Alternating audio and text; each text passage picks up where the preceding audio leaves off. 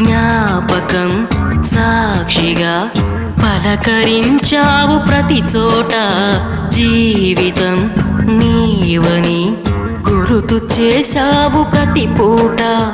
ఒంటిగా బతకలేనంటూ వెంట తరిమావు ఇన్నాళ్ళు, నెలకు వేరాని కలగంటూ గడపమన్నావు నూరేళ్ళు.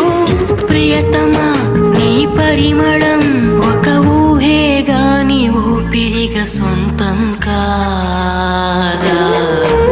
ఇప్పుడు నీకు నీ తెలుపనిది, ఇకపై ఎవరికీ తెలియనిది, మనసే మోయగలదా జీవితాంతం?